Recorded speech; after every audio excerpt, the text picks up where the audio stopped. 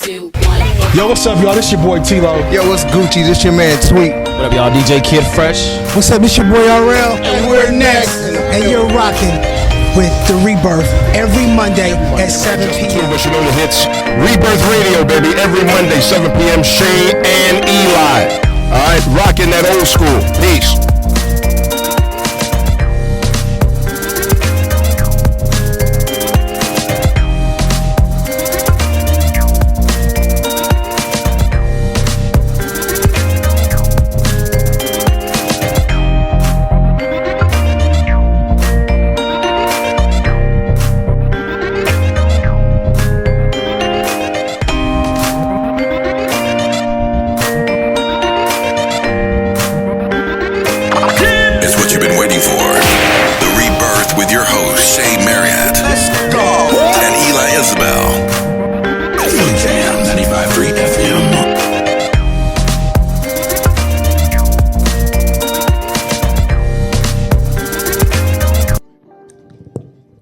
Good evening. Welcome to The Rebirth on Philly Jams 95.3 FM. I'm your host, Shay Marriott. And it's your boy, Eli Isabel, a.k.a. The South Got Something to Say. Happy Monday, Shay. Happy Monday, friend. Look, How I are you? I gotta turn my whole body to talk to you. Like, something funky is going on with my neck, y'all. And it's like, I don't know. Like Frankenstein. I don't know what's happening. And it's Good hard evening. to drive. Like, I'm driving and I'm turning around or trying to turn around. Yeah, I'm looking Which side hurts? a little handy. The like, whole neck? The whole, all in the back, all the way going up to like the low part of my head down. Yeah, man. that sounds uncomfortable. I done put Tiger Balm on it. It's been massaged. This done had warm packs on it, cold packs. I done been to a chiropractor. I don't know what's happening. How long this been going on? It's been going on over a week now. Dang. Yeah. Yeah. I start feeling it. I think I start feeling tension last Monday, but then it just started getting to the point where I couldn't like turn my head. So you carry your stress in your neck. I usually carry it like in my lower back and hips, because that's where women carry like their In your hips? emotions and stuff. Yeah, Really? for real. Yeah, but it's a lot going on right now. So Right. little tense. So I just been working out, doing a sauna, doing some stretching, and all of that. How you doing? I'm doing well. I doing see you well. got a new addition to the family. Man, listen, insurance went up like a mofo. Ooh. But yeah, well worth it. So the kiddo, she got a whip this weekend. Yes. Yeah. Congratulations, Haley. Yeah, boy, you couldn't tell her nothing. I know that's right. You gotta come take Miss Shay for a ride. Well, you better let us get this practicing first. Well, you get Yeah, we get your skills up first. we practiced yesterday. I mean, she been driving, but yesterday we went to the route she's gonna take to school. Okay. We did that route Okay. and back home. So my goal is that we were gonna wait till Christmas, but I was just like, we really need her to start driving this whole month. So after the break, she can kind of, everybody be comfortable. Right. So the plan is to let her drive herself to school every day with one of us, and then we'll keep the car, of course, but she'll get to drive every day. Okay. Every morning to school. That route, I want her to be focused on that. Yeah. And be cool on that route. Then we can worry about venturing out beyond that. Okay. Nice. So, nice. yeah, man. Congratulations. That's awesome. It is. You know what's great to be able to do things for your children Yes. that your parents may have wanted to do, but it just didn't have the means. Absolutely. So that for me is like another little small thing. Like small things make up my life, and this is one of those things that make me. It makes it worth it, right? Yeah, man. It makes it worth it. It's all right. It's all right. Yeah. How was your Thanksgiving? Man, we got busy. Or your Indigenous People Day? Yes, my Indigenous People Day was. It was great, man. I did my customary turkey on the grill. I saw that. I made some gumbo.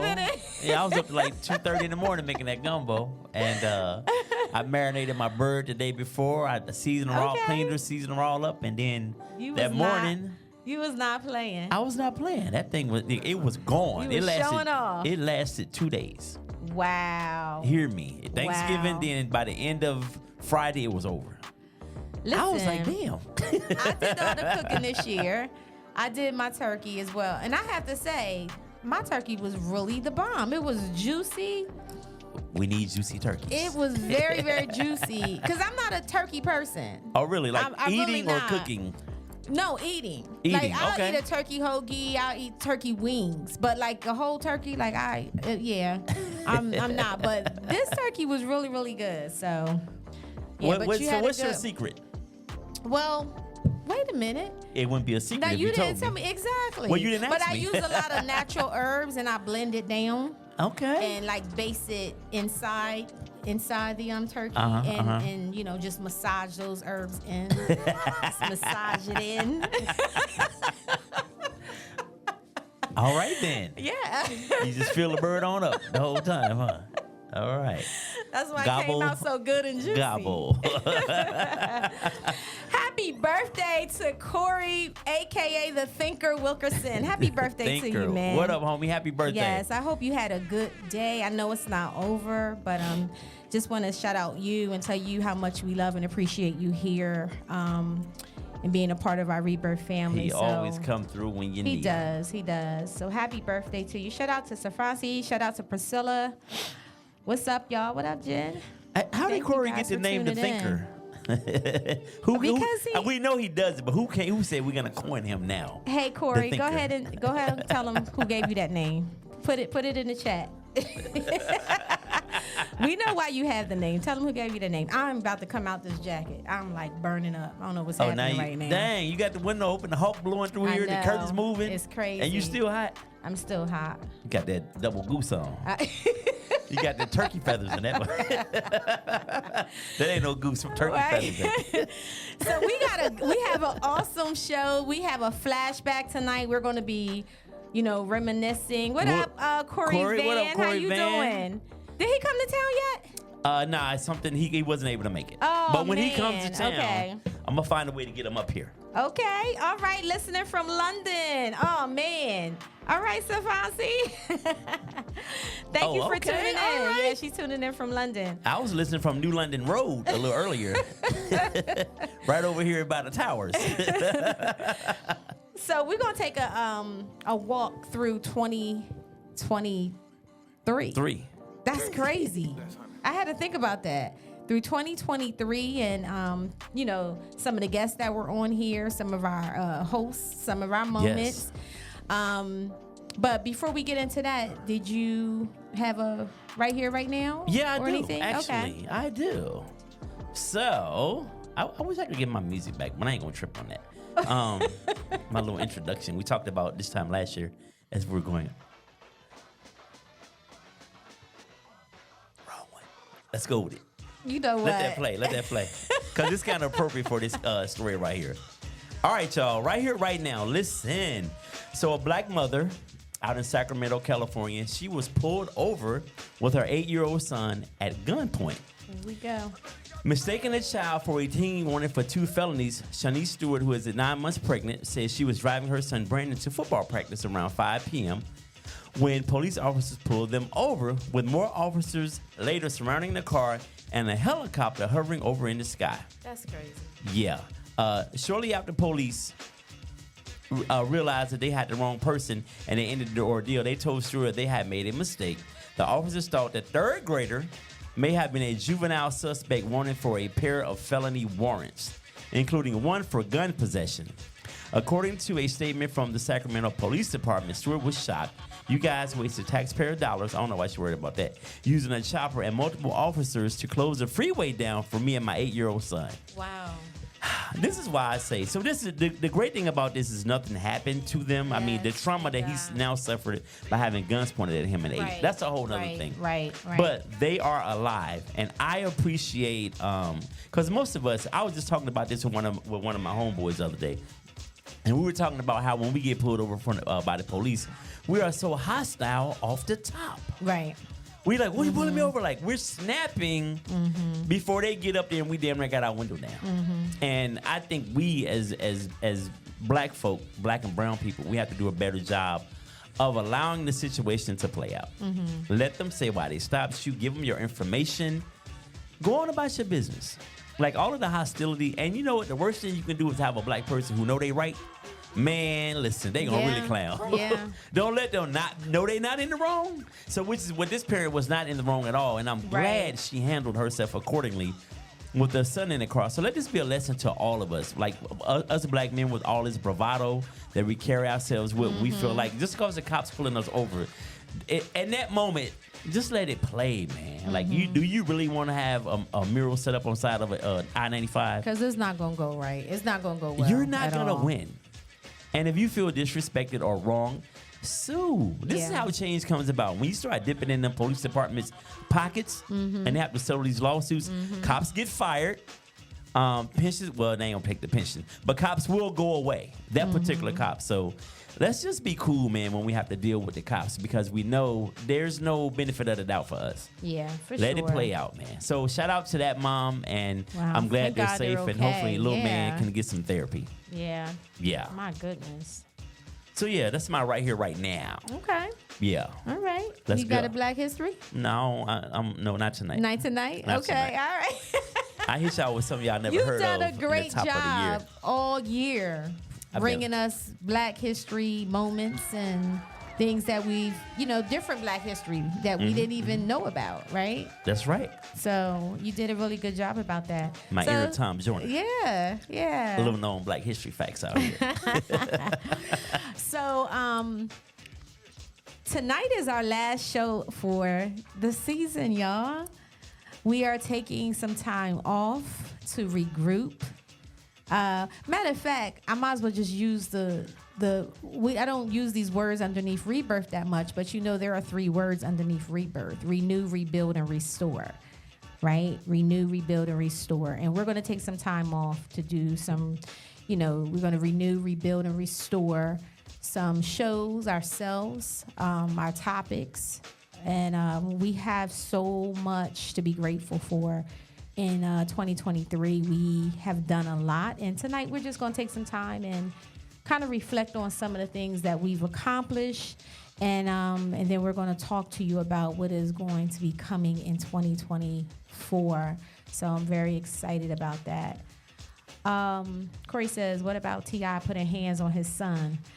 If it's King, and I don't know this story, well, if it's King, it probably he needed to have hands put on him. He was running his mouth. Did you see the video, Corey? It was it was How did crazy. he get on video? He was on his phone on Instagram Live, right? Who, T.I. was? No, King was. Okay. Yeah, and I guess he decided he wanted to start talking back to his parents while he was on Instagram Live. So then his mom took the phone and she got in the phone and she was saying, because he was saying that he was being raised, he wasn't raised with a silver spoon in his mouth.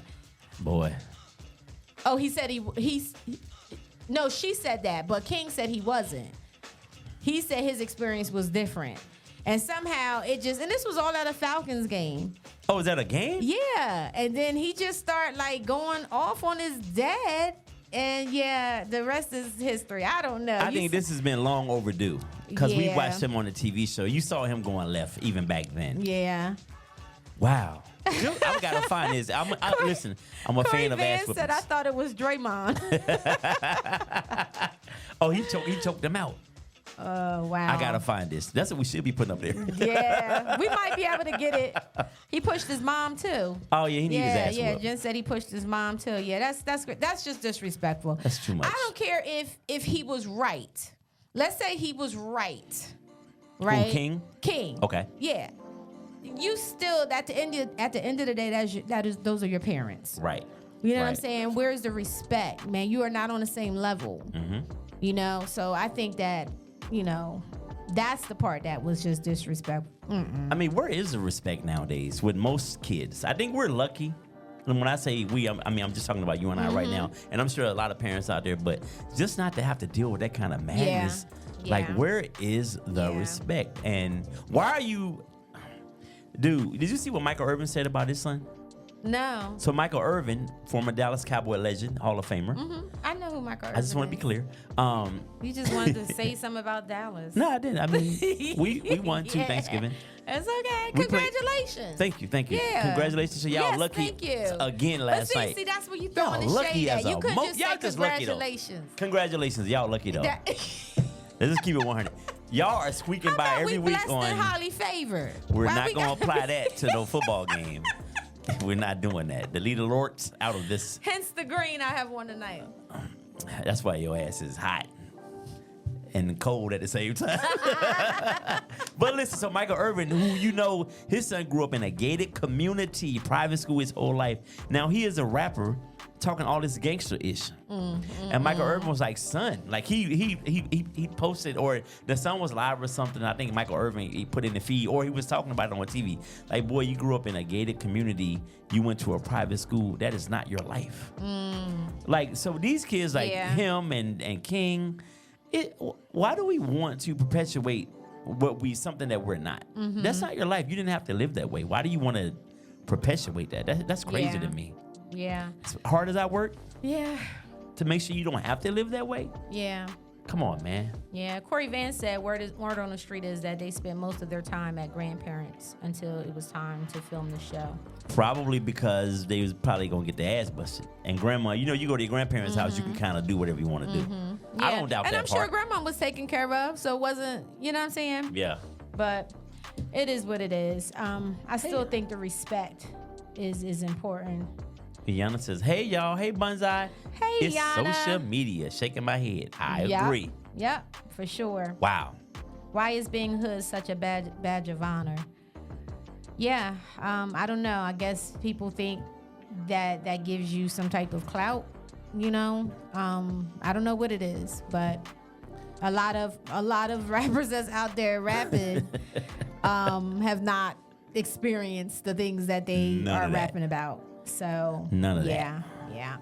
All right, guys. So we're gonna get into our last show of the season, y'all. It is our last show. So we're gonna take a look back of how 2023 has been treating us. I mean, I think to some degree, women, we cultivate this list. We put this list together based upon maybe what we lacked growing up. And a lot of times, people, period, they look for, again, what they didn't have growing up to be made up in their relationship. And I think a lot of times that's where we go wrong. Because, we say, I told you I wasn't watching football this year. Why? Well, it's a long story, but actually I'm just sick of the heartbreak and watching every year, so I wanted to give myself an emotional year off. Can I be great? And I'm glad I did in light of what I heard last night. Okay. Don't get happy because y'all won. Y'all beat the damn Lions. I was just Knock asking. it off. Why are you hating? You're trying to be funny. I was not. All I said was, y'all lost last night. That's all. You know I'm a Cowboys fan and I'm sensitive about my shit. Okay. So now there you go. You're picking at it. Is, right? Yeah. Branding is the ability to create an identity for your company that exists outside of your immediate objective, which is to make money. Right. So, okay, now marketing is about how you're going to make the money, right? But branding is about how you're going to actually engage people to something that they feel is worth believing in. All right. So listen, who you saw in the video, you saw Nelly one B. of our family members here, Miss Nelly B, was in the building, and she was talking about why do we have a list, right? So, and we've done that topic a couple times on the Rebirth. We had two ladies that actually came on years ago before we came to Philly Jams. We were at the Hollis Live. Who were both unfriended me over the years. Oh, wow. Well, one of them done found her man. I don't know if the other one did, but yeah. And I think I offended one of them. He was not tall, dark, and handsome either. So, but anyway. So let me ask you a question. Is the list relevant? Is it necessary? I think so. No, list I don't meaning believe, what you are looking for in a mate, y'all. That's what I'm asking right now. Yeah, is the list relevant? So I think we need to kind of move from thinking of it as a list and more so, looking at what your boundaries are, looking at what's important in a relationship for you. Right. Because when we're making a list, you're just putting down a bunch of stuff that probably don't even matter. But what is it that's really important to you to see in the relationship. If he's not tall, dark, and handsome, if he doesn't have 6 figures, what is important? Right. What traits? What's important for you to see? Right? So I think we get blinded by the list because you can have everything on that list, but if that person is not loyal, if that person doesn't have integrity, if that person, are those things on your list? Yeah. If that person's been abused as a kid, or if he has a crappy relationship with his mother, or does your list trump those things right there? Right. Yeah, Corey Vance says no, especially if you can't live up to your own list. And I think that was part of what happened with me and the lady, one of the young ladies. Yeah. I was like, we were asking for in other people, but we are not. And is that fair to do so? I mean, you can do it, you can request that, but is that fair? Right. You know what I mean? You want me to be this, and that, no kids, 6'1", with abs, and you 5'2", 180. Right. With 2 kids. How can you ask that of me and you're not that? Yeah. And I agree with that. I think that whatever it is that you're putting on your list, you should be able to reciprocate that. Somewhat. Otherwise, why are you, what are we doing? Yeah. You know what I'm saying? So, so I don't agree with that. But that was a fun conversation. I go more deal breakers than a list. There's certain things I can't have. What's your deal breaker? What's one of your deal breakers? Deal breakers are, I need you to be just a kind person. I need kindness in my life. I still need you to be cute. But that's that's a deal breaker. You got to be cute. I got to be attracted to you physically. But I need you to be kind, have a good heart. Oh boy. I'll skip that part. But yeah, I just at this point part? in my life, because I feel like because people are questioning me because I keep saying that. Yeah, but it's still going to be big. It might be a little dragging a little bit. It might, but it's still a lot of booty back there. But I wasn't going to say that. See, you said it. But I need you to be a kind person and a good mother. If you can be those things, and we can work with everything else. I feel like if you're kind because if you're kind and you're a good mom, I think those things will lend itself to you being loyal because you don't want to. Because that will interfere with the other things that you are. Right. So I don't have to ask for loyalty if you are those things because you're gonna automatically treat me accordingly. Right. Yeah. Okay. So those are your deal breakers.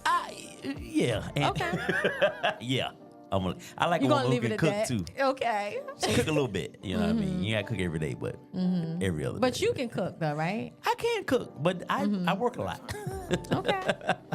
All right. Trina Henry Patrick. Hey, Trina. She says, children, do not believe in discipline? Or no, it says children, i.e., do you believe in discipline and how? Oh, yes, I do believe in discipline. How do you discipline? Well, I think I discipline early. If need be. That way I don't have to try to whoop you at 12 or 13 when we damn near the same size. Right. I'm not the biggest dude. So I believe in my mother. I'm just saying these kids be strong now. They start getting musty around 10, so you know they're going to be strong.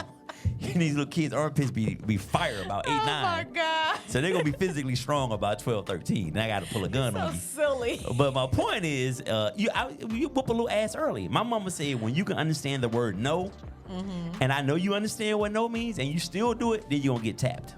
And then we would tap accordingly until you decide to listen to what I say consistently. Said tap accordingly. Tap accordingly, Okay. yeah. So, all right. I do believe in. You believe in ass whoopings? So how do...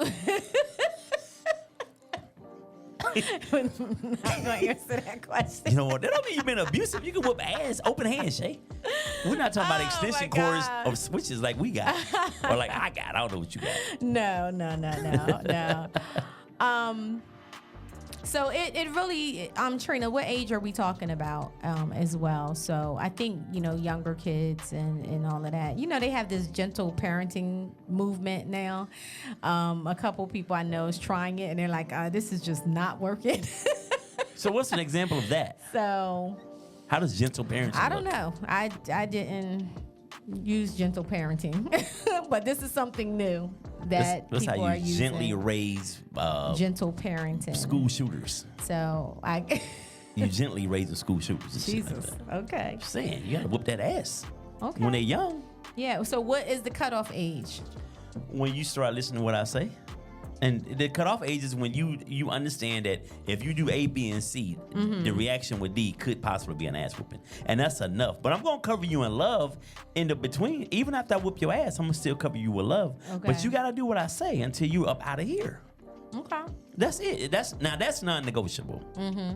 These are the rules. I need you to follow them. Respect. Or one of us can't live here. And it ain't going to be me because I'm paying the bills. So, I mean, that sounds like a hard stance, a manly stance. But, sometimes older children, you might have to yoke them. Corey Van said, I never had to, I think he's trying to say beat either of my kids because their mama did it. But they understood the look and no electronics. I know that's right. Yeah. So is that an example of gentle parenting, the no electronics, take the cell phone, take the video games? Could that be? What one of my patients was trying to describe to me was, matter of fact, let's just Google it. It's like positive reinforcement, giving options, is what she was describing.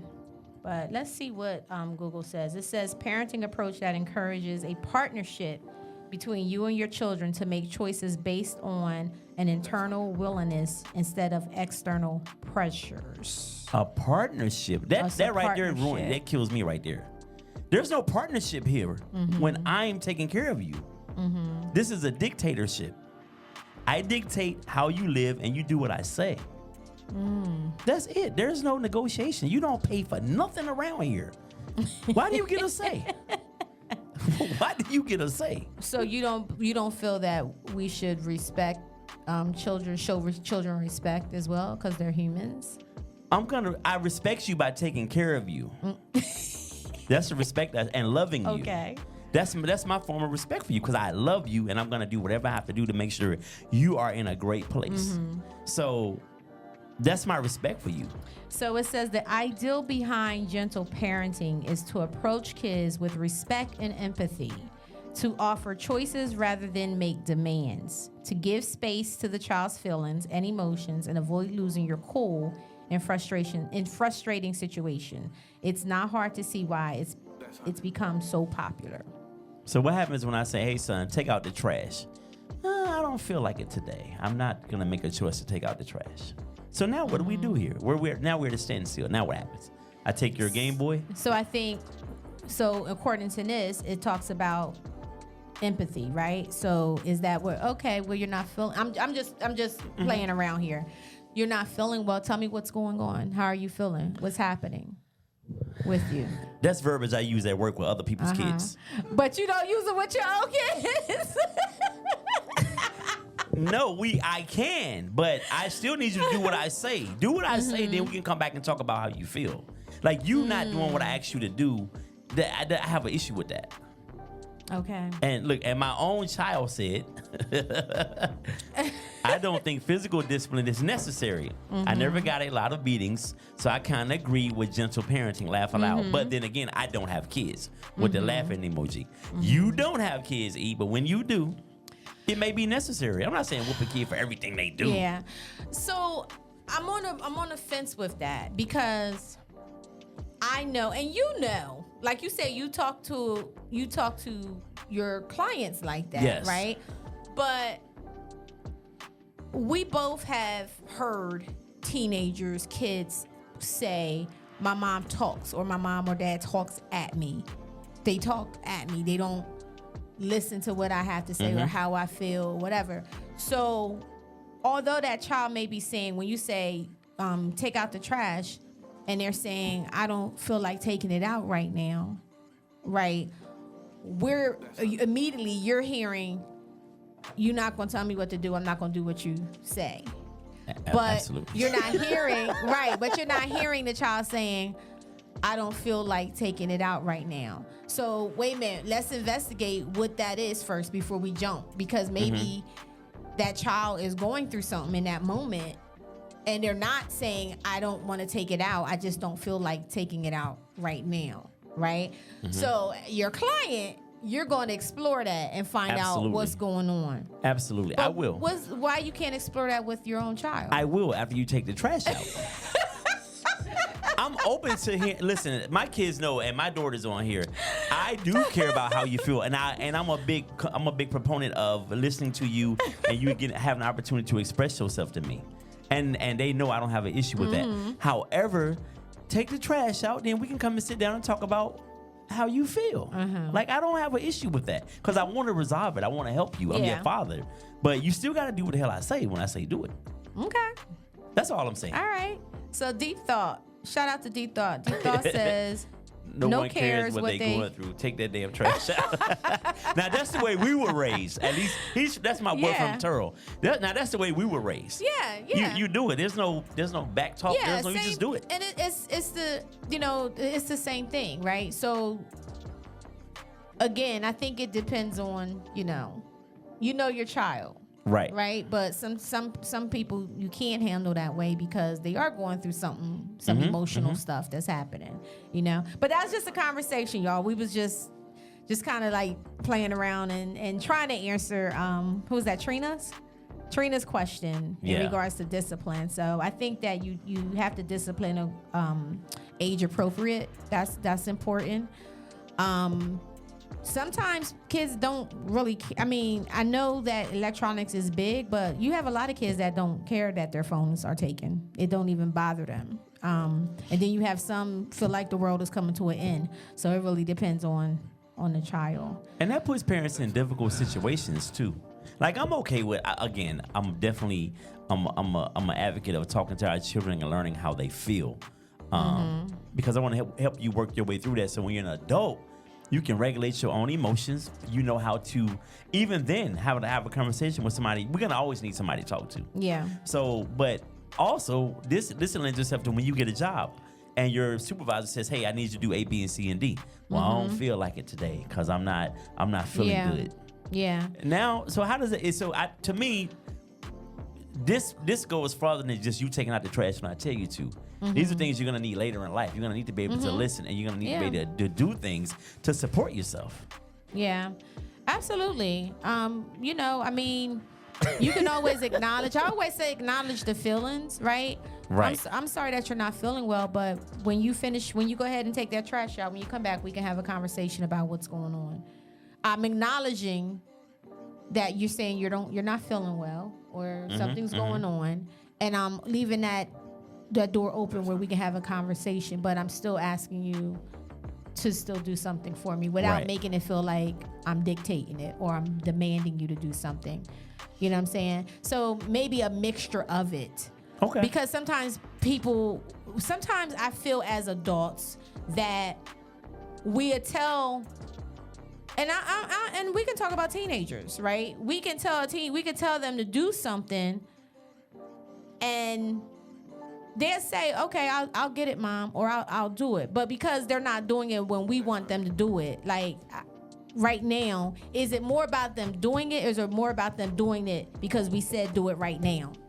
You know what I'm saying? Where does that in between come, where it's just like a level of like, okay, you're respecting what I'm asking you to do, but am I more stuck on that I want you to do it in this moment right now, or that you're going to do it? I think I'm stuck in there. Like, okay. I don't know. For me, I don't know. I feel like I go hard for my kids. So, and when you need something, or you need me to, something that I need to purchase, something that you need, when you need that hug, and you need me to tell you, the things that I do outside of just the monetary things. So the least you can do is be respectful and do what I ask you to do. Again, I'm open to hearing about how you feel. But in this moment, take care of that, because when you need new Sperry's for that damn school you go to that costs $100 a pair, right? I don't. Well, you know what? I don't know if I feel like spending $100. Okay. You know what I mean? Now. I don't know if I feel like spending it right now. Yeah. So let's get to some of these comments. We got a lot of people chiming in. Jen says, "Is gentle parenting setting an opening for disrespect?" That's good. I feel like it is. Deep Thought, spare the rod, spoil the child. Right there, wiggle that ass. Corey says, my son took karate, so I treaded lightly. That's funny. Look, he paid for that. Now he got to possibly get his ass whooped from his son. Ada, shout out to Ada. Ada says, "What up, Rose?" wait a minute, hold on. Let me back up here. Gentle parenting isn't always attached to task. What up, Tim? Tim says, main reason I did not have kids because I would whoop ass like my mom whooped ass. Extension cord, Lord, Wooden switch, fork. backhand. Did you have to go out and pick your own switch, Tim? Tim Slade, old school. He was raised by a woman born in the 50s. Did you have to go pick your own switch? Because, that's the question. Ada says, it's pouring into your kids' emotions when they are dysregulated. What's up, Sharon? I think agree. at times it's also ego. Yes. Ego for whom? Put it in the chat, Sharon. He said ego but for then whom? she gives kudos, Eli. You do all right by them children. We gonna keep you. You better. Corey says there is a balance. We have to also understand the way we were raised wasn't always correct either. Wait a minute. The comments are coming in. Hold on. A lot of us have PTSD from some of the ways we were raised. Mm-hmm. Okay.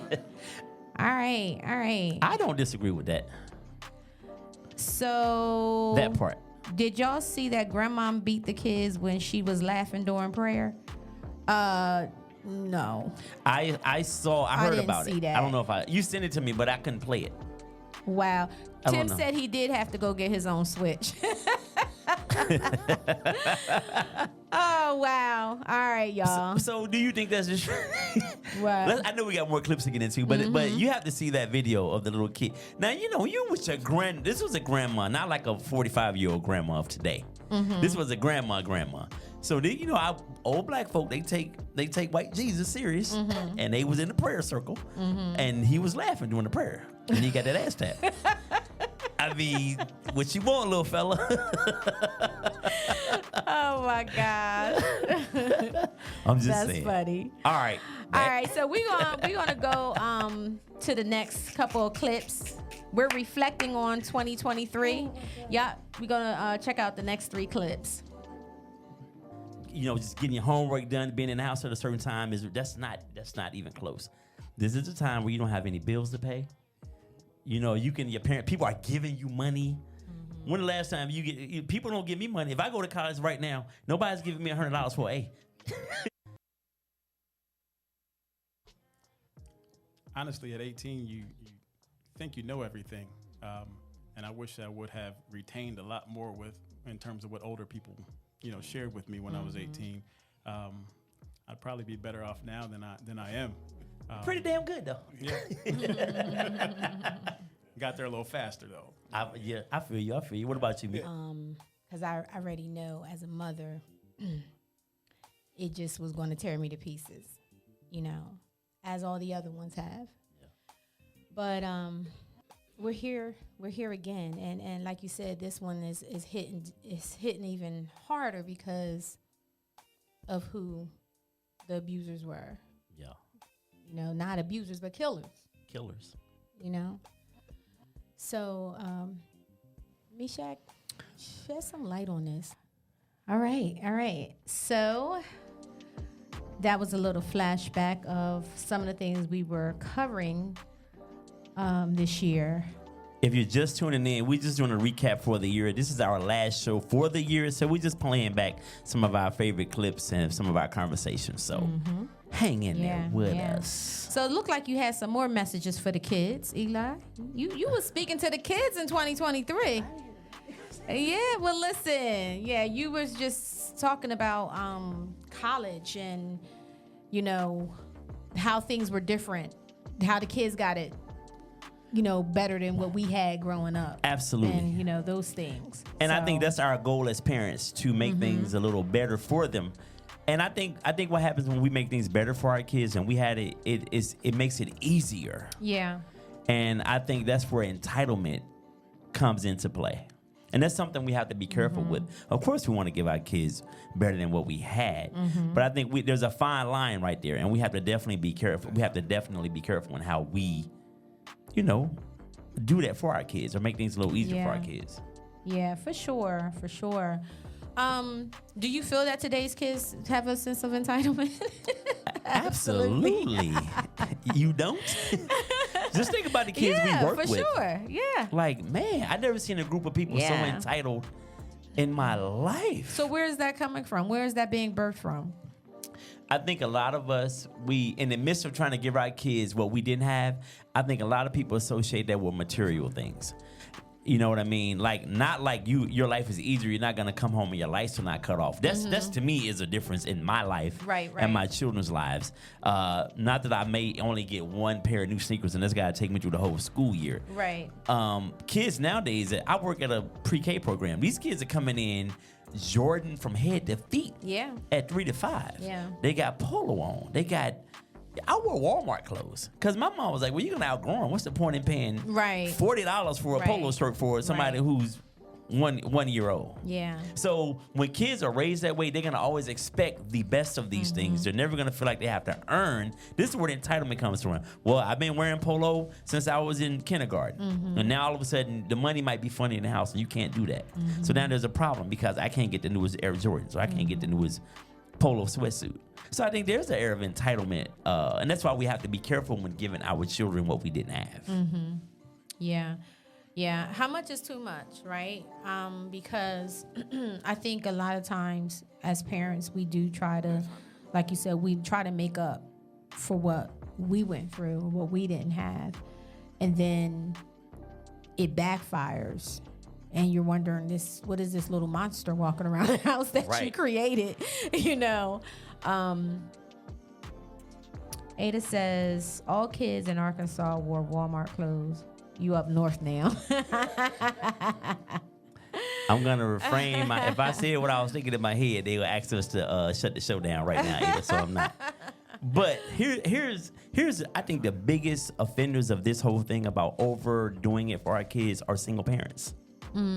Because I find that people, when there's a parent missing, we try to make up for that with items sometimes.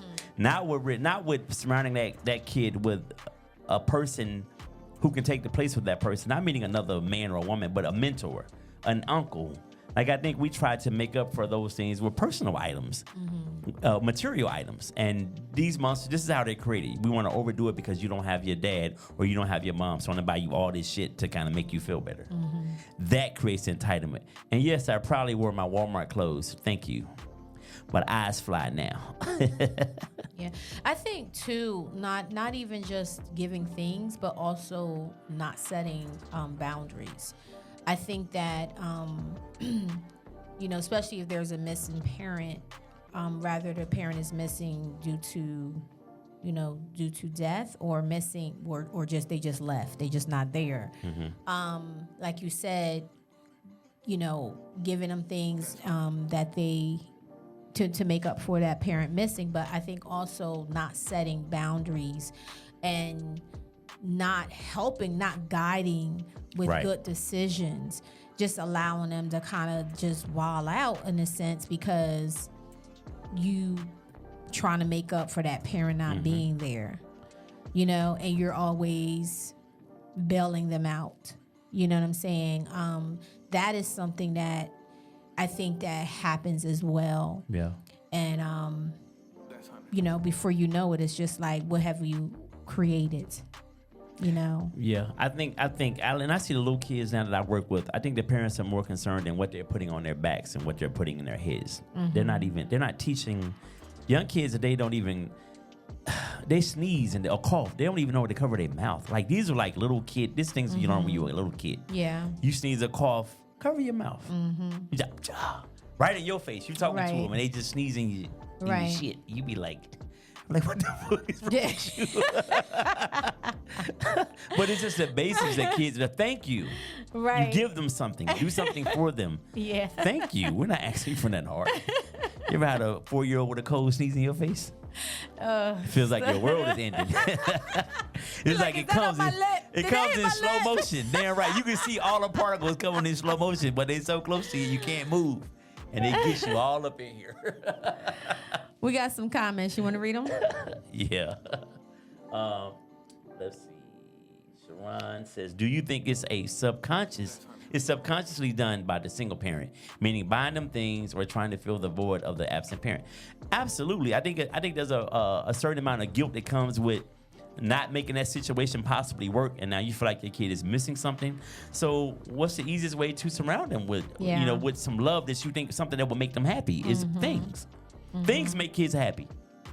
Temporarily, at least. Yeah. Ada says, seriously, I do think that kids and parents are hyper-focused on appearance rather than kids' education, mental health, and well-being. Now, I agree with you, Rose. She is absolutely correct. Especially maybe in all communities, but I know about my people, so I can't speak for everybody. Yeah. Especially in our community. We are so focused on bullshit. You know what I would like to see, and we're going to do this. This is something that I definitely want to implement in 2024 at one of our Rebirth Lives, and that's us talking about financial trauma. We had Real Urban on the show this year, and these ladies, they're out there in the community, and they're teaching and they're educating kids, young kids, about money, finances, and financial literacy is definitely something I know I didn't get growing up. I know a lot of us didn't get in our community growing up. And this is why we have the relationship that we have with money. And if you think about it, a lot of the relationships in our community that we have with money is traumatic. It's connected to trauma. I think that is a big piece that's also missing. You know, when we want to help them and we want to teach them and stuff, I know people ain't writing checks anymore and all of that, but somebody still might be taking checks somewhere, right? So teach them about how to balance, teach them, about stocks, teach them about IRAs and, all of those things, because they're going to need that. Right. Teach them about how important their credit is. Stop using your kids' credit. You know what I'm saying? Stop putting bills in your 11-year-old's name. Right. Because now you're messing it up, and that's that generational stuff. It just continues, right? So I think that's a big piece as well. I think our parents, they taught us what they knew. And what they didn't know, they didn't have the capacity to give it to us. Like my big speech about, here's my big speech about financial literacy as a kid or as a teenager or in college. Keep your credit right. And that was the end of the conversation. Like, what the hell does that mean to a 16, 17, 18-year-old? Yeah. Especially when you got Discover coming on campus giving away credit cards like water. Right. You get one, you get one, you get one. Yep. You give an 18-year-old a credit card with a $10,000 limit. What you think you're finna do? Right. Yeah. So, yeah, it's crazy. They need to teach it. I agree, Ada. They need to teach it in schools, because these are the things that they are going to be able to use in real life. I think some of the things that are still being taught in school, I think that needs to be reevaluated. It's outdated. Yeah. Because what are they doing? What are they using it for? That's a good question. So, yeah, I have a lot of thoughts on that. All right, we're going to go to our next 3 clips. Yeah. America's culture is built on violence. The truth is the truth. We're going to keep it real, right? Yeah, absolutely. It's built on violence. It's been maintained through violence. Every time there's been a threat to the infrastructure, there's been violence. Right. All the way up until January 6th. Right. When they lost the election, there was violence. Right. We gotta be strong with a K. Strong. I did it every day. So I told you I wasn't gonna make fun of the afflicted, but I also that was a good question though. Because I was on a walker 6 weeks ago, so I don't make fun of people anymore. I decided that's when it ended for me. That was a good question. Yeah, why is there a Braille on the drive-thru? Yeah. Yeah, good question. All right, moving on. I used to say, why did it take me so long to feel like this? Right. You know what I'm saying? Yeah, I do. Why couldn't I have had that in my 20s or in my 30s? But I also realized that I had to go through those things in order to be like this, where I'm at now. You're right, exactly. Right? I tell people I'm scared that if you're the same person at 50 as you were at 20, I'm scared for you. Right. I am extremely scared for you. That means you haven't grown at all. Yeah. I had to grow through those things in order to be like this. Talk about it. And I still stand on that. So that That clip, I enjoyed that show because that gentleman has such a amazing story. He had went through so much. I think within those 3 years or 2 years, he had battled cancer 3 times. And he's still here. He's still here, and he's doing the work. He's out there. He's motivating. And I really enjoyed that show. But it brings me to how we go through certain things in our lives. We have these moments, these challenging moments that come. And I've learned a long time ago to stop asking why me. Because I said, I have the audacity to ask, why me? Why not me? Are you listening to me? Are you staring at the I just got caught up with my man. I was drinking the water. What's happening right now? And then I noticed my man from the gospel keynotes. His eyes are cocked like a pistol in this picture right here. Okay, I need you to focus. It just caught me off. I need you to focus. I'm having a deep moment right here, and you over there. This is how you in the picture. Siobhan Bar. Okay. They're looking like a young Sammy Davis Jr. Wow. All right, this is why we need a break, y'all. Because Eli has to regroup. We got to refocus. But I was focused, but that caught me off guard as I was drinking. But as I was saying, sometimes we go through these things and we ask that question, why me? Why am I going through these things? But I challenge you to ask yourself, why not you? And if not you, who would you give it to carry? Right? And for me, I truly believe that everything that you go through, you're designed to carry it. Absolutely. Right? The stuff that I carry, the things that I'm going through, I might give it to you and you may not be able to carry it. Or what you're going through, you can give it to me and I may not be able to carry it. Right? So whenever you are challenged with that, why not you? And if not you, who in your circle would you give it to carry? Because everybody's not built to carry your load, right? And some of the things that we are challenged with, that we are going through, it is for the betterment of us. We have to grow in those moments. If we're not challenged with things, then we stay the same. Absolutely. Right? And that's not what we're here to do. We're supposed to be evolving. Yep. Evolving. Agreed. How do you deal with things when is there like something that you say to yourself when you're being challenged or you're going through a tough time? I just always go back to what my mother said, like God's not going to give you more than you can handle. Mm-hmm. So I believe that. I don't believe God's going to give me anything that's going to break me. You know what I'm saying? He's going to challenge me, but I feel like, He's not going to give me something that's going to break me. So I stand on that right there. Like, there's nothing I think that can be presented to me that I can't overcome. I feel like I've overcome the death of my mother and my sister. Yeah. And I didn't lose it. So I feel confident that I'm going to be okay. I overcame poverty in a little southern town. Mm-hmm. So this is all easy. Yeah. You know what I'm saying? And I think once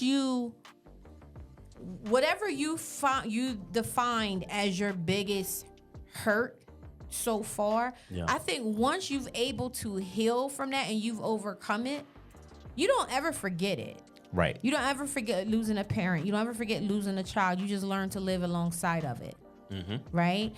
But when you're able to say that, yet and still, I'm still able to move forward, anything else that comes your way, it's just like, all right, absolutely. Cool, I got it.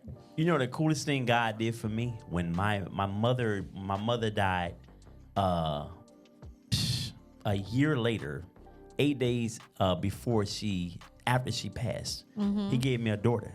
And I remember this lady at my job telling me, because everybody knew how close I was and how I felt about my mom. Yeah. And she said, God is giving you this little girl to take the place of your mother. And I never even thought about it like that. But when she came, that's what she absolutely did. Wow. It gave me a whole nother purpose. Because my purpose at that time was to do what I had to do to make my mother proud. I always wanted to make her proud. Yeah. And let her see me being a good person. And then she gave me this daughter. God gave me this daughter to do the exact same thing that I was doing for my mom. Yep. So I was like, yeah, this is it's pretty dope. Mm-hmm. Yeah. Yeah, for sure. You want to read it? Sharon says, I look for the lesson in whatever adversity is at my door. Now I couldn't always do that, but I've learned whatever is happening won't last forever. Amen to that. Amen. You are absolutely right. Corey Vance says setbacks are setups for the comeback. Mm-hmm. All right. Here's one question that from the clip. Well, let me say two things. I admire one of the things I took from the interview with what was his name? John? Was it John? No, Which brother. one? That was just the last clip we just played. Misha, you know I can't turn my head all the way around. I know you jacked up. Anyway, so the one thing, when I say this, you're going to know his name. The one thing I took from that clip or from him being here was how he had worked this job for 20, 25 years, and he jumped out there on faith to do something different. And, you know, in our era, in our age group, you were taught to, you graduate school, you'll get a job, you stay there for 30, 35 years, you retire, and you die. And he flipped the script in the middle of his life. Yeah. Like, to me, that took a lot of courage. Definitely. Tom. Thank you, Jen. Yes. So, but here's the most important question from those clips you played. And Meshach said some great stuff about the violence of this country, but we have not figured out the question from those three clips. The main question was, why is there a Braille at the drive-through ATM machine on the driver's side? Can somebody in the feed or Shay call in whatever I need to know why there is Braille at the drive-up This is, again, ATM machine? This is why we have to take a break. Is that not valid? So he can regroup. Am I crazy? So he can renew, rebuild, and restore. No blind man is driving up to the damn ATM machine. Why is there Braille? Oh my gosh. Okay. Well, while people are thinking of the answer, we're gonna move on to the next few clips. I'm just saying. He's feasting and going through the dirt and the scum of life, just like all of us. Yeah. Right, Just right. like Shay just Yeah. said, Wow, who she is wow. today, who she is was with her. She just had to transition from Shay of old to the Shay of new. That's why Yeah. we are new creatures. Wow. Old things, the Wow. Bible says, old things Very have passed good. away. They'll Because figure it out. you can go through the check-ins and don't come on now. The chick could be right there with him while he checking in, and all he gotta do is say be quiet, and she will be quiet until he checks in and get off the phone, and then he goes right back to whatever, right? So I don't think that is a way to police. My thing is, if you, like you said, you're a grown adult, if you can't own up to what you did and voluntarily do things that is going to make me feel secure, I'm not going to ask you to do that. I shouldn't have to ask you to do that, right? Right. But if you're not volunteering to say, hey, babe, I know I messed up and, listen, this, I want to be transparent moving forward and all of that. Okay. That's something that you choose to do. I'm not making you do it because I already know that don't work. Right. It don't work. But your question, to ask your question, is you said, well, why do we have to do it? Because you made a dumb behind decision in the first place. Financially or, status wise, that's where we're talking about the intimidation part comes into play. Because like you just said, you're raised to become providers and your careers, all of that means for men, that's how I'm successful, right? Mm-hmm. For women, it used to be us being able to have children and get married is what we would call successful. Wow. It's a lot. That was a lot. There was a lot going You on. was snapping too. Listen, I got to go to the clip with Michelle Washington because what she said was so profound in the description that she gave. She was talking about caterpillars. Mm-hmm. And she made reference to that what that caterpillar is to become, the wings is already in the caterpillar. The caterpillar transformed into a butterfly. And she was just basically saying that what that caterpillar was supposed to become, it was already in the caterpillar.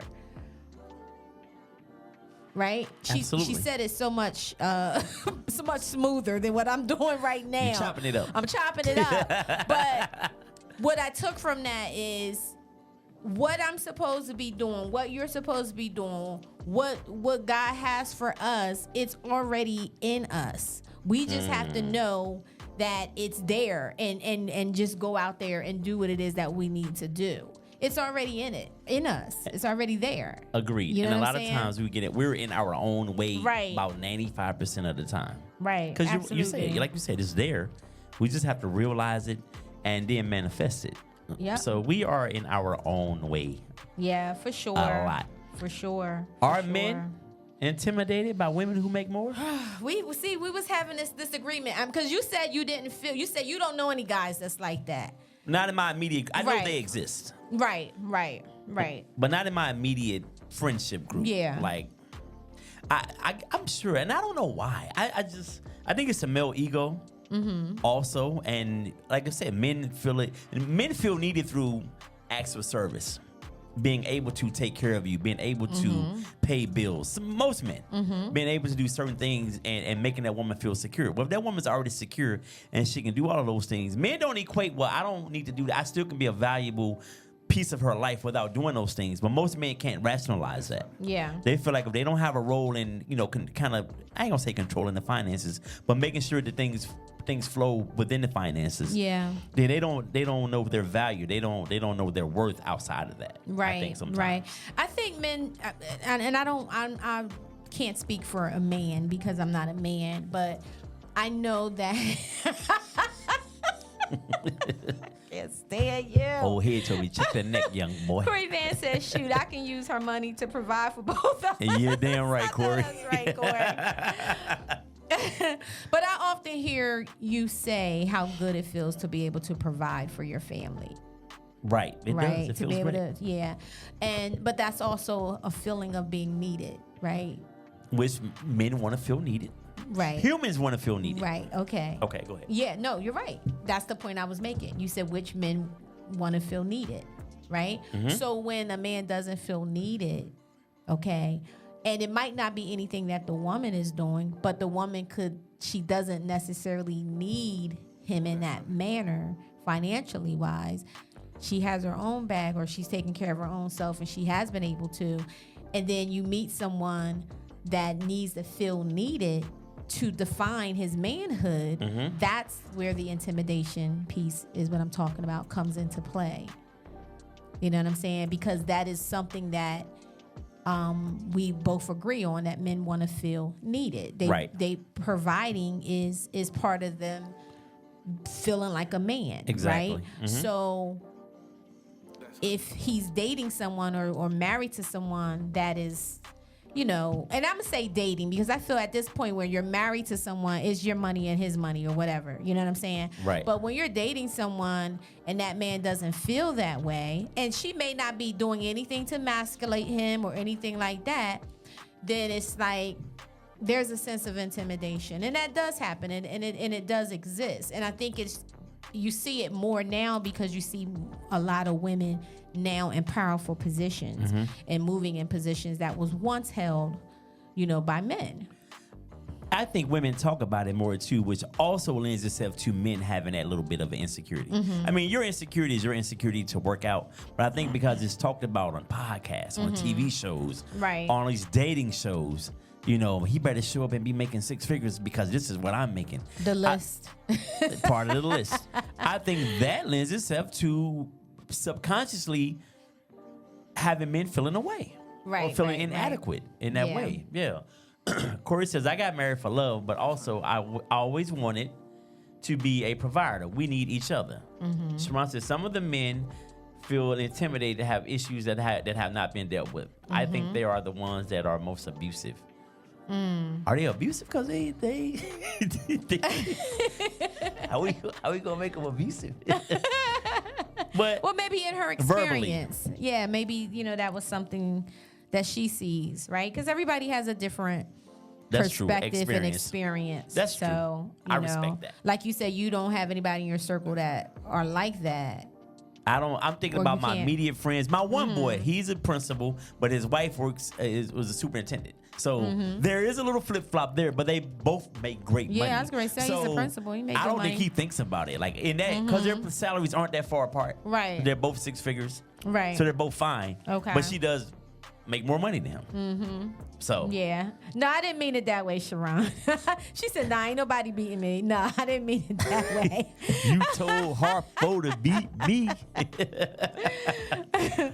All right, we're gonna go to the next few clips before we hit to our Rebirth Live clips.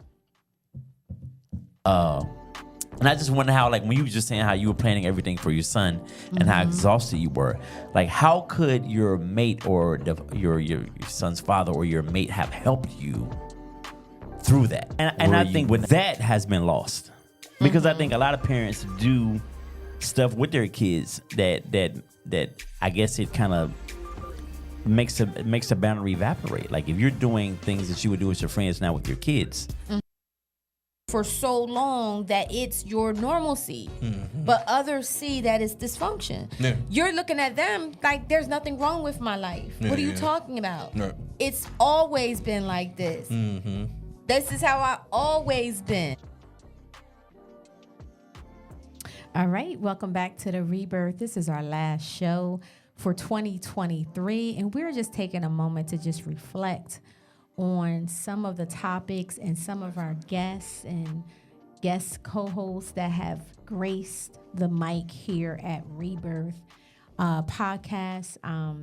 We truly appreciate everyone that has been a part of this movement. And I say it is a movement because we are definitely breaking barriers and you know, doing things in a community that is you know, causing people to come together and have these conversations. So I'm very excited about 2024, and I thank God for what he has done for us in 2023. I was just reading Corey. All right, what's the comments? He said, "I'm not feeling that green hat you had in a couple of those clips." He a Cowboys fan too, though. Oh, these Cowboys! I tell you, love you, Corey Van. All right, so so Corey Wilkerson, and we can go back to the other two clips. But Corey Wilkerson, on that episode, we were talking about dysfunction junction and how we normalize dysfunction. In relationships, and not just our intimate relationships, but even in our friendships, even in our families. I was about to say that. You know, we don't really see how messed up and jacked up we are because it's our every day. You're in it. You're in it. When you're in it, you can't see it. Yeah. Listen, I can look on Facebook and tell you how jacked up my family is sometimes. As many great things as I see, my niece Bree, she just graduated from the University of Memphis on Saturday. Kudos to her. Congratulations. Yes, Sabri Isabel, shout out to you, baby. But then you have family members arguing on social media. So it's just like one great thing and 5 terrible things. Gotta have balance. Yeah, well, that mother upside down. We got to really balance it out then. But I mean, yeah, it's just I think when we're, like you say, when we're in the middle of the dysfunction, and this is a norm until you pull your weight self out of it. Like I try to stay out of the midst of all that be going on within my family, and I'm just looking like, wow, this is so crazy, and the fact that it's on Facebook sometimes is disturbing for me. Yeah. Like I don't like that part. That shouldn't be. Because families are gonna have issues, and we're not gonna always get along. Yeah. But I don't know. I just don't like the family business out there. Yeah. No, I totally agree with you on that. Yeah. But again, so question, what age is this? Are we talking? Grown. Mom was gray hair. Oh, really? Peeking out. Oh, wow. So like they don't have talking about. They don't have no social media. I'm talking about 40 plus. Oh, yeah, they know better. Yeah, like it's just like I don't like that. I mean, it's a part of I love my family, and it's a part of it's a part of our dysfunction. Social media has become a part of it. Where before, Has anyone said, "Hey, don't do that"? Oh yeah, I say it. Oh, okay. Okay. Like like not that part. Right. And it doesn't, Okay. It's easy to do it when you on the phone or the computer to just say whatever. Right. And you don't worry about you're not thinking about the long-term consequences or how people are laughing at us. People are liking it. People are egging you on, but they're laughing at us. Yeah. And I don't like that part. Yeah. So we had a conversation, and this was during the time I was coming off the cuffs of prom, senior prom, graduation, college, applying for scholarships, getting ready for college, sending them off. Like, I was so emotionally drained that I was just like, no one prepared me for this. No one told me that this is what it was going to look like, that I was going to be grieving my son leaving for college. Like, I really went through it. I was emotional. I was. Cried a lot. I did. So we were having this conversation on one of our shows, and your question was, how do you convey when you are emotionally, physically, and mentally drained to others? And I know you said your spouse or the other parent, so they can actually help. But, you know, I think, how do you convey that to others, to people that are in your circle that, you know, love and care for you? Because most of the time when somebody say, well, you know, is there anything you need, or how can I support you, or whatever like that, we'll say, oh, I'm okay. But we know that we're really not okay, right? Now, I'm going to tell you, in that moment, one of the things that I remember was saying, I was so drained, I didn't even feel like explaining what I needed help with. You know what I'm saying? Drained. Because sometimes you get so tired and worn out that it's going to take me extra energy just to explain to you what it is that I need, when by the time I finish doing that, I might as well just go ahead on and do it. Come on, I know some other people have felt that way. Do not leave me out here hanging like that. I know y'all have felt that way before. By the time I sit down and tell you what it is that I need done, I might as well go ahead and do it. Now, I'm not saying that should be handled that way. Let me ask you this. Is that a product of you being single for a while and you used to just handling things? So you know what? I don't want to say yes, because I feel that it's a product of people just expecting that I'm gonna figure it out. Sometimes you don't really realize how much you put on a certain person that appears to be able to have the answers or fix it or whatever. You know what I'm saying? There's always a go-to person that your family has. Right. There's always a go-to person. And I don't care what it is. Somebody could just be like, you know, yo, how do you change the oil and such and such? They gonna call me, right? So I think it's just the fact that feeling like, yo, I don't want to have to, like, what do I need? You know what I need. Like, you know, like, what's happening, what's going on.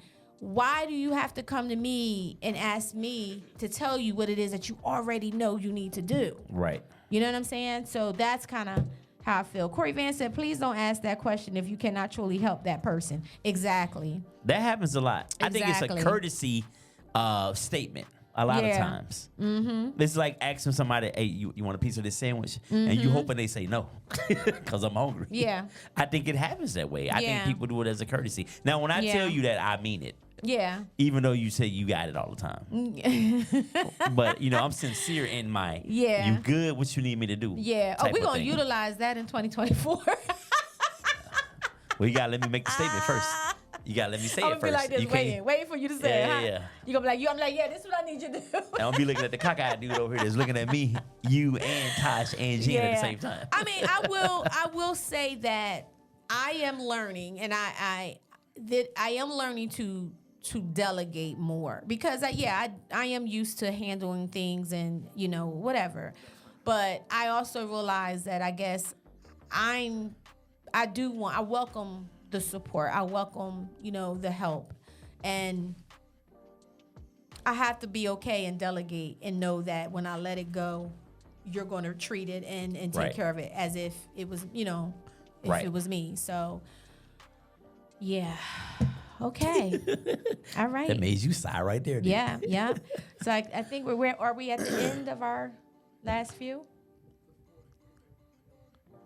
Okay. All right, let's get into it. I'ma do the most since they paid to see a show. Got the South overflow, yeah.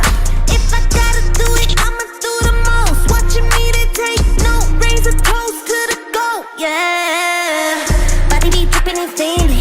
Pat on my nose with that fancy. Money on me, I got plenty. Hundreds, 50s, and 20s. Stay fat, lot of them. Rags, house by the lake, bought that. Opposite the brakes, draw back. Paddock on my wrist, I'ma hit them with a drip. They gon' pay the VIP to get a pick.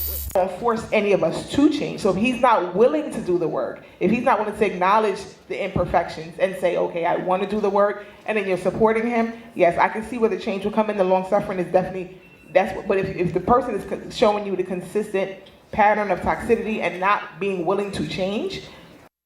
Through that door, he has to come through me, right? And I think that this example, I mean, that shows up in everything that, that you are comfortable. But in the right direction. And I think it comes from a lot of men struggle, and this is interesting because we grow up with spending time with the homeless. This is never. Now, I mean, we gonna go down prices, we gonna get at these kids, we do all of that. But as we get older, we don't dedicate time to understand if we need a bromance as much as we need a romance. You know what I mean? And that Got something to say, baby.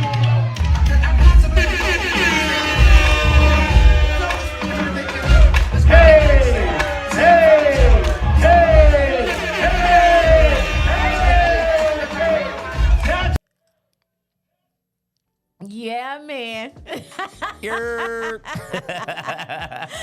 That's your boy getting it in. Listen, if you have not attended a Rebirth live, you have done yourself a disservice. As you can see, we just showed clips from a couple of our previous Rebirth live events. Man, 2024, come through.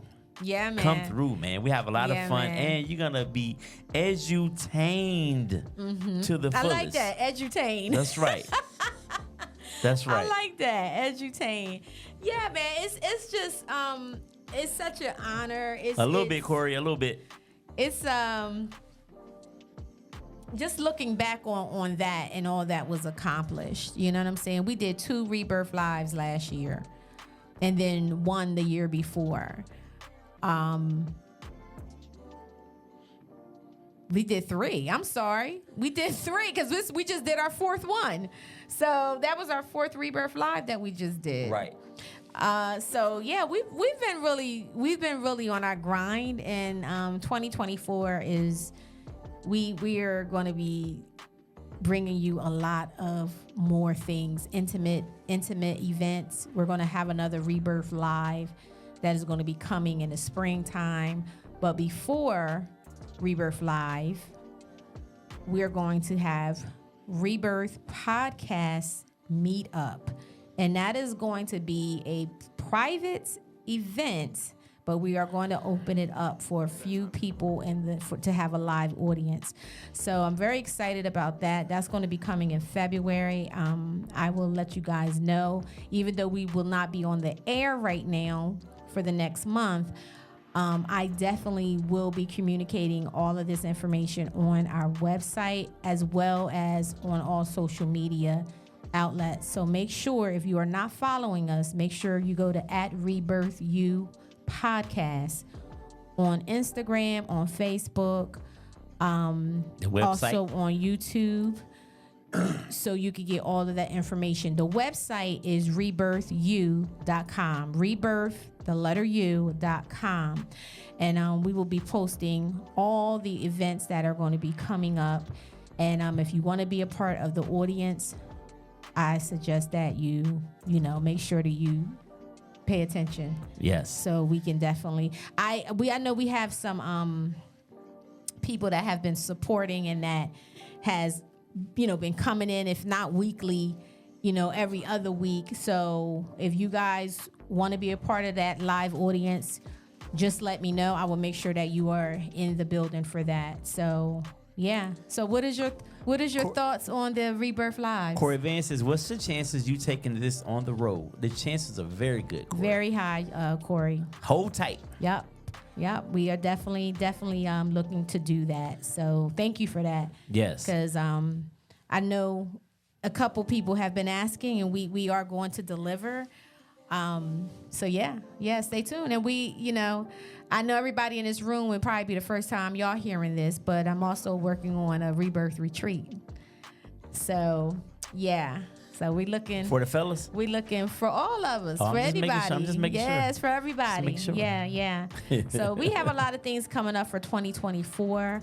Eli, what is your thoughts about the last few clips with you dancing and stuff, boy? I mean, that's how you come out. We had to come in right, baby. That's we had how to come you come in right. out.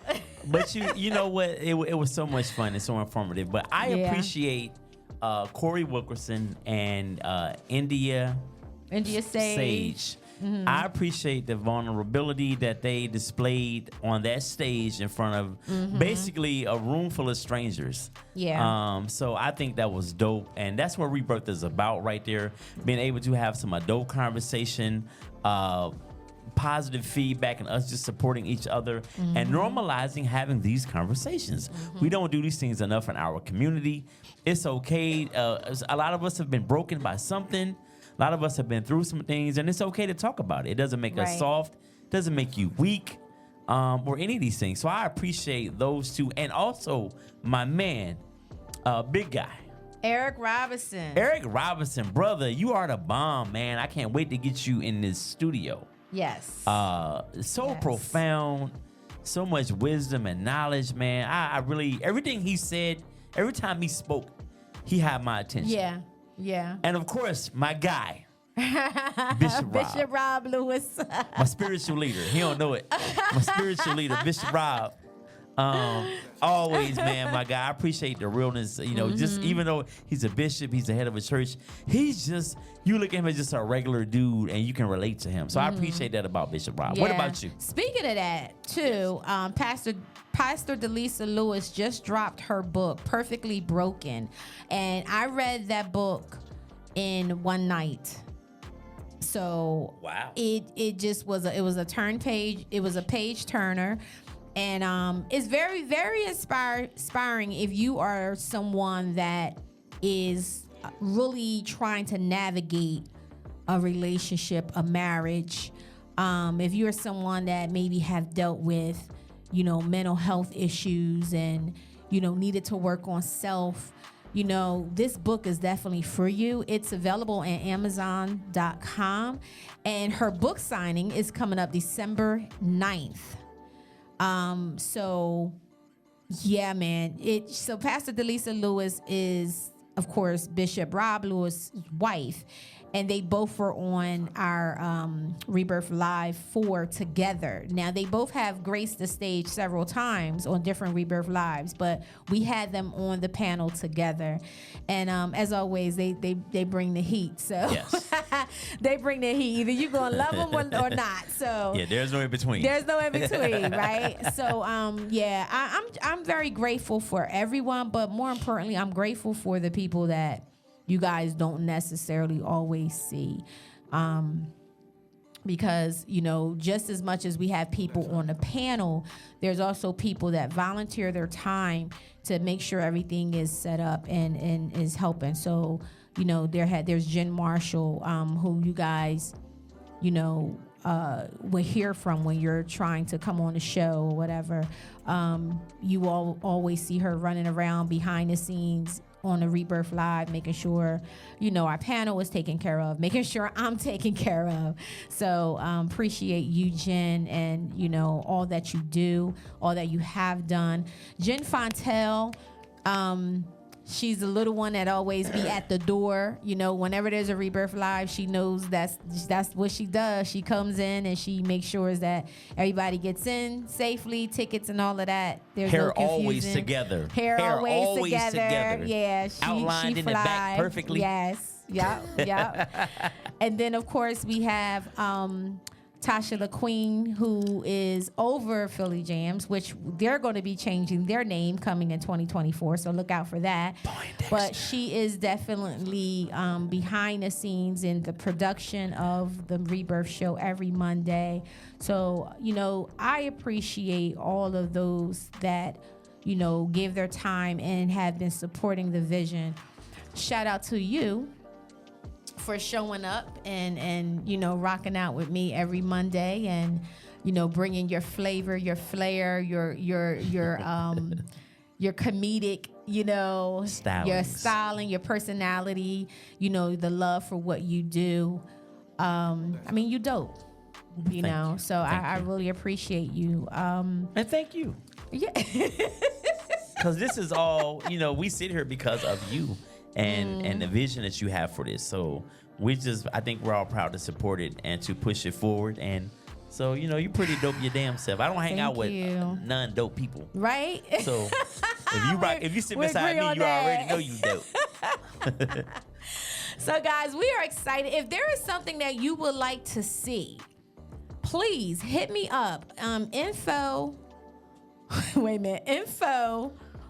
rebirthlive@gmail.com. rebirthlive@gmail.com. Drop us a message. I want to see what's going on. Oh, and also stay connected at 844-516-7189. If you text that number, you'll get everything that's coming up. All right? So that number is 1-844-516-7189. Text that number, and I will make sure that everything that is coming up, you guys will be the first to know. All right? So, guys, it has been an amazing 2023. Thank you for supporting Rebirth. Thank you to everyone who tunes in. And we look forward to coming back to you January 2024. We hope that you guys have a wonderful holiday. Take care of yourselves. Take care of each other. Love is love. When he said y'all don't know Eli was Ricky Fountain at Fontaine. Oh, Ricky Fountain. I ain't still on Corey. They just came on through. We love you, Corey Van. I can't wait for you to come up this way so you can come on the show. All right, guys. Y'all have a blessed night. Thank you again for having for just supporting Rebirth in 2023. We love y'all. We appreciate y'all. And we will see you next year. God bless you. Peace.